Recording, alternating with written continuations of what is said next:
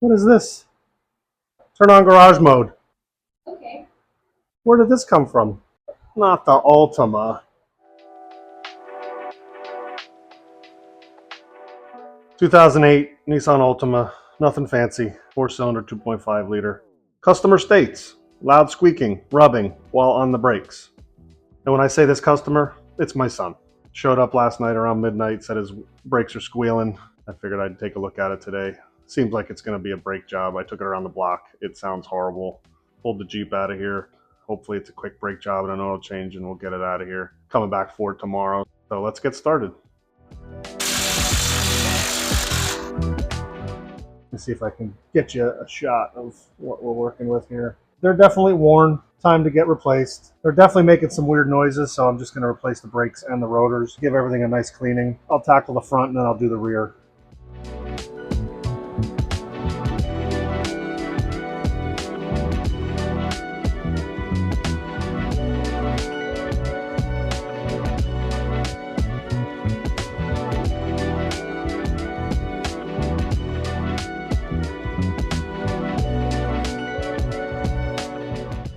All right, this is what we're working with today. CarQuest brake pads, CarQuest rotors. See what they look like here.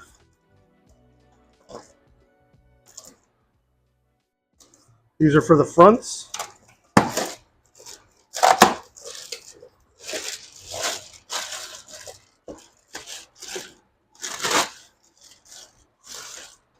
Nothing fancy. I got these R1 concepts for the rears. A little more high performance.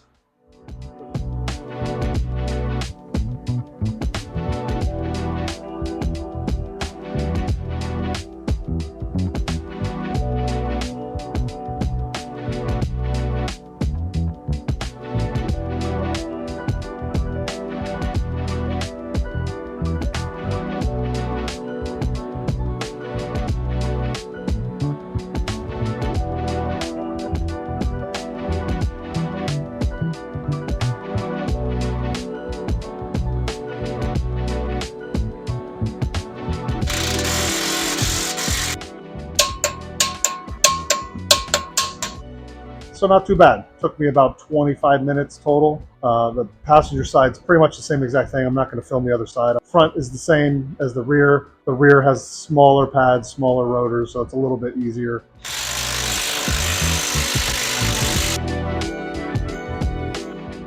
All right, guys, so this is what the rear looks like. Very similar to the front. I would say the biggest difference is the emergency brake is inside this hub. Once you depress on the brake in there, it's a mechanical brake that will spring the drum brakes within this little hub here. It's a traditional disc brake for regular driving.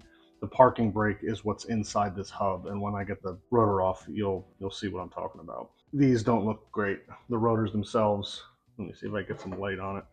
The rotors themselves are like glazed over. It shouldn't have that much discoloration and uneven wear.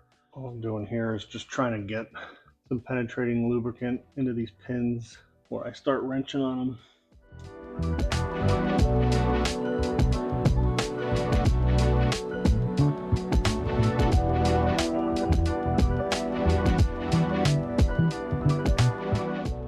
The head of the bolt is right here. It's threading into this caliper. The threads themselves are here. On the forward side of this bolt, it's just a shaft. It threads into here. It comes out the back side of this caliper, through this dust boot, and back inside of the caliper. So there's a pin that's going in here, and that rotates. That should be able to pivot inside here. What's happening is this is where the corrosion is. So it might want to unscrew fine, but it might be seized up inside of here. So what I'm trying to do is, by spraying that lubricant or that penetrating oil in here behind this boot, I'm hoping that it gets inside this direction in here. It seems like it's threading, so we'll see what happens here. It's either going to break or it's going to come out. And you'll see what I'm talking about now. And then this actually snapped right there. This whole assembly is pretty inexpensive, so I just ordered a new set. When I reapply the new brake calipers, I'll just have to bleed the brakes in the back. Caliper bracket itself, the bolts are back here, so I'm going to try to get those out.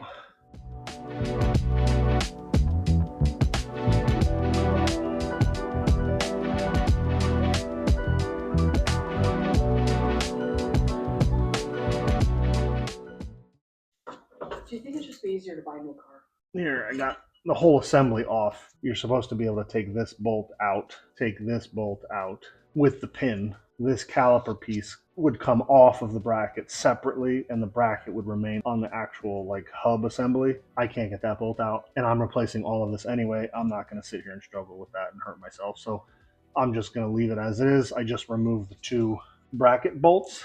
These just go through here into here. Now that I have it apart, let me show you what it looks like here. It's the inner brake pad. It's the pad on the inside of the car. Very close to being metal on metal. So the other side's very similar. If I pull this banjo bolt now, the brake fluid will just drip out of this hose, and I'll have to just add more fluid when I'm doing the bleeding process.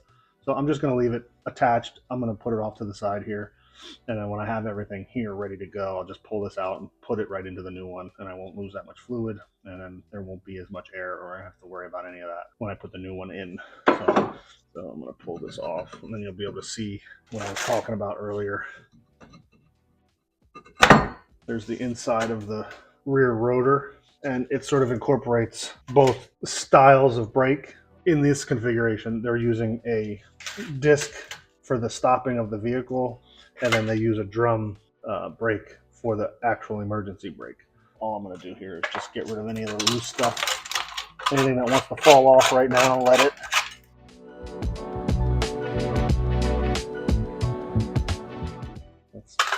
That's what living in the Rust Belt looks like.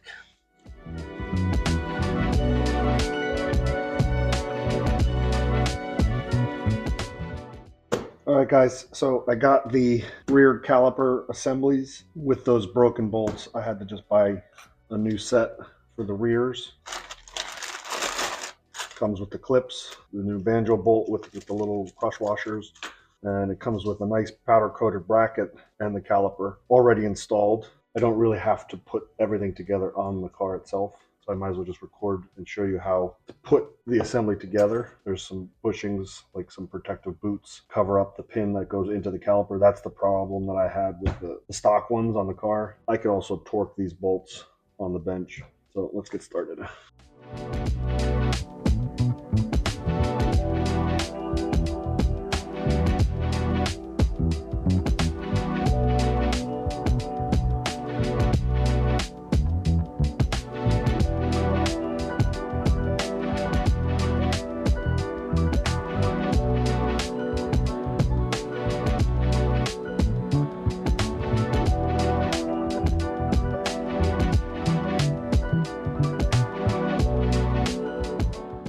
So basically, it's ready to get installed on the car.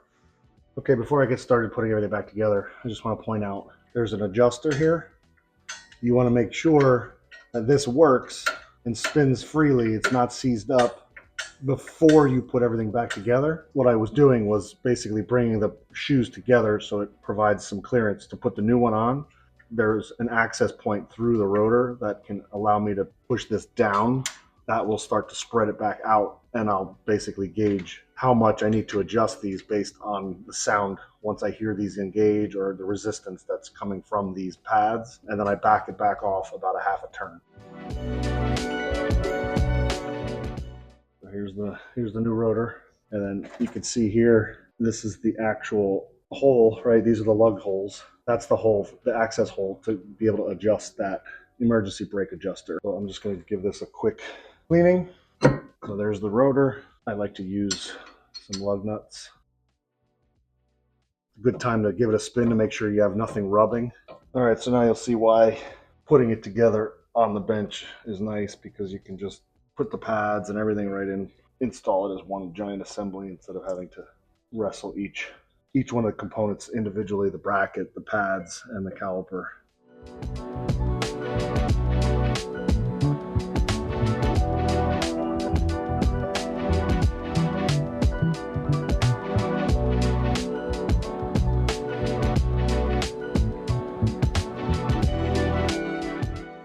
So this is set for 62.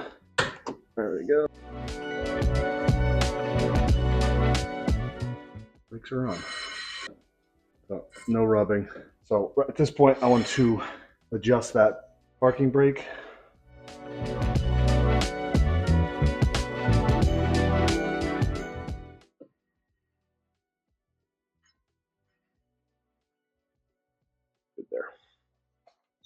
And then on the old rotor, there's a little rubber plug that I popped out of the old rotor, and I'll just use that same plug and pop it into the new one. Okay, so next is just to basically hook up the brake line.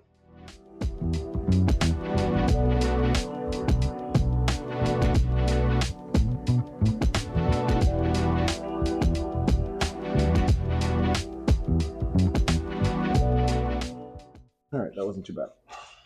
A pretty good rule of thumb when dealing with calipers, you're going to always have a bleeder screw for when you're bleeding the brakes. Bleeder screw on the upward side of your caliper. That would go for pretty much most calipers, all four corners of your car. If you're not sure which side the caliper goes on, in this case, they're not stamped for driver's side or passenger side or right or left. I knew that this goes on the passenger side because the bleeder screw's on the upward side of the line. Okay, I'm just gonna give it a quick spray down really quick.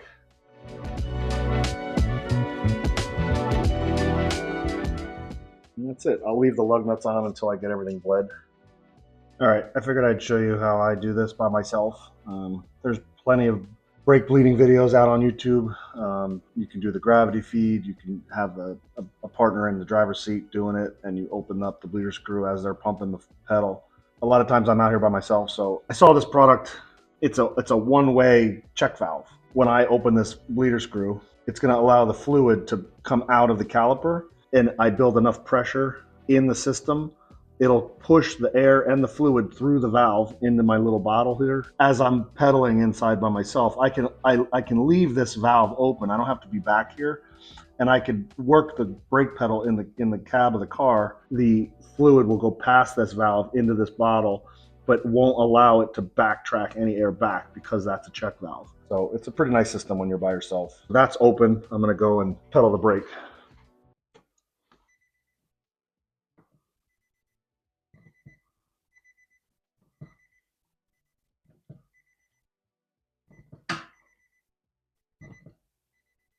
Put this back on the ground and get it out of here.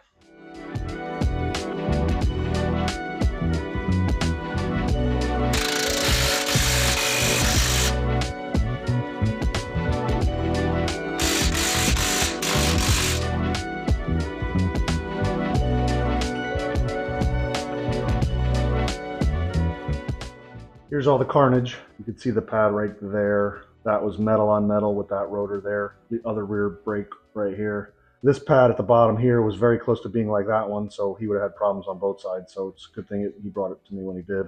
But the other front rotor is right there. Really, what set me back was the rear with those pins breaking. There's a local scrapyard that I take this stuff to. All right, everybody, that's another job done. Went pretty well. Like I mentioned in the intro, this car always seems to have a gremlin or two when I'm working on it. Unfortunately, the rear calipers were the gremlin this time. Typically, these brake jobs, even all four, shouldn't really take you more than a day if you have all the parts. If all the hardware comes off on the first round and you're just basically replacing rotors and pads, it really shouldn't take you most of the day. Took it for a test drive. Everything's feeling really good. If you like the video, all the buttons are down below. You know what to do. If you saw something that I missed or something I should have done, let me know. If there's anything in the video that you're interested in, just shoot a comment. I'll let you know where I got it. I appreciate everybody watching. On to the next project. I'll do that really quick. So that's open. I'm going to go and pedal the brake.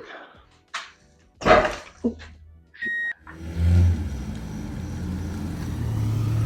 they work fine.